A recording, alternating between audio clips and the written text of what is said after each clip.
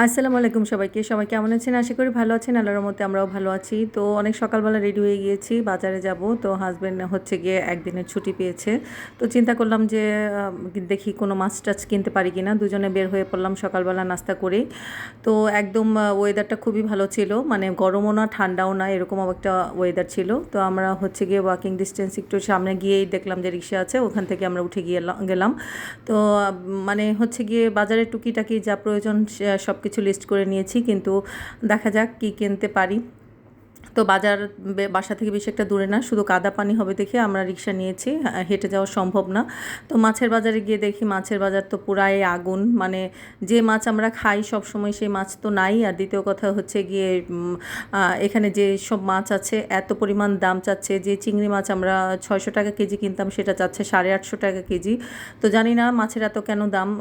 আমরা অনেক ঘোরাঘুরি করে মাছ কিনতে না পেরে তারপর শশা কিনতে এসেছি, যেহেতু আমি ডায়েট করি এখন আমার অনেক পরিমাণ শশার প্রয়োজন।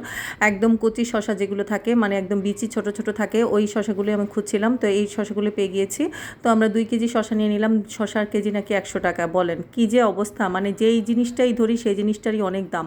তো এখান থেকে আমরা 2 কেজি শশা নিয়ে নিলাম। তো অনেক দরদাম করে হচ্ছে গিয়ে ওনাকে বললাম, তো উনি 80 টাকা করে রাখলো। আর মরিচের কেজি 400 টাকা।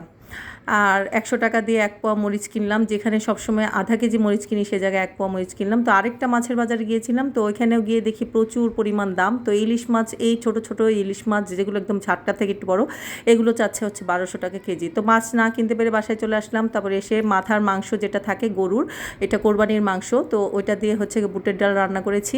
তো আগেই সব রেডি করে গিয়েছিলাম, শুধু বাসায় এসে একদম একবারে বসিয়ে দিয়েছিলাম। তো ওই ক্লিপটা আমি নিতে পারিনি, কারণ রান্নাঘরে প্রচুর পরিমাণ গরম ছিল, ভিডিও করা সম্ভব না।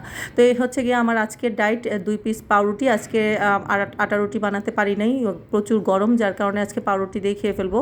আর এখানে 3টা শশা ছিলকা সহ কেটে নিয়েছি ভালো করে ধুয়ে। আর মাথার মাংস যেটা, মানে মাথার মাংস আমি খাই না, তো ছোট ছোট টুকরা কয়েক মাংস পেয়েছি, ওই মাংসটা নিয়েছি। আর হচ্ছে গিয়ে বুটের ডাল নিয়েছি, এটা দিয়ে হচ্ছে গিয়ে আজকে আমার হচ্ছে ডায়েটের মানে মেনু, দুপুরের খাবার। তো যাই হোক, আপনারা দোয়া করেন আমি যেন 10 কেজি ওয়েট কমাতে পারি। তো এটাকে নাকি বলে কিটো ডায়েট, যেটা হচ্ছে কি আপনি চাল খাবেন না, কিন্তু চাল ছাড়া সবই খেতে পারবেন। তো এইভাবে হেলদি ডায়েট করলে কিন্তু শরীরের জন্য ভালো, আর হচ্ছে গিয়ে আপনার ওয়েটটাও কিন্তু অনেক কমে যাবে। তো যাই হোক, আমি নিজেও বুঝতেছি আমার ওয়েট যে কমতেছে। এখন পর্যন্ত আমি মাপি নেই, তো মাপবো আরও 15 দিন পরে হচ্ছে গিয়ে দেখবো কতটুকু ওয়েট কমেছে। তো সবাই ভালো থাকবেন, সুস্থ থাকবেন, আর অবশ্যই অবশ্যই আমাদের জন্য দোয়া করবেন। আল্লাহ হাফিজ।